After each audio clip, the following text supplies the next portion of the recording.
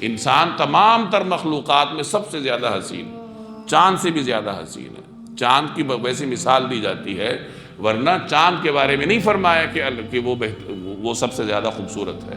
انسان کے بارے میں اللہ نے فرمایا، یہاں بھی اور سورہ 3 میں بھی۔ کسی زمانے میں ایک غالباً امام ابو حنیفہ کا یا کسی امام کا زمانہ تھا، تو ایک بادشاہ نے قسم کھائی، اپنی بیوی کے ساتھ تھا اور لاڈ میں تھا، تو اس نے بیوی کو مخاطب کر کے کہا کہ اگر تم چاند سے زیادہ خوبصورت نہیں ہو تو تمہیں طلاق ہے۔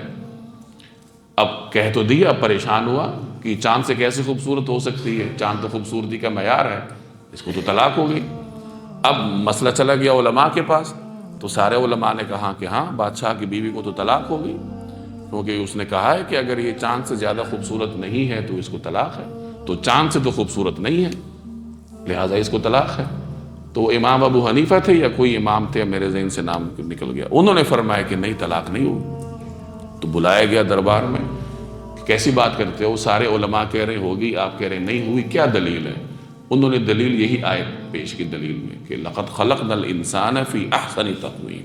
اللہ کہہ رہا ہے کہ میں نے انسان کو خوبصورت ترین سانچے میں ڈھال کے پیدا کیا، چاند کے بارے میں نہیں کہا۔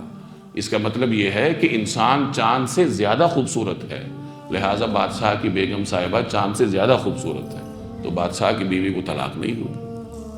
یہی آپ اپنے بارے میں بھی کہہ سکتے ہیں۔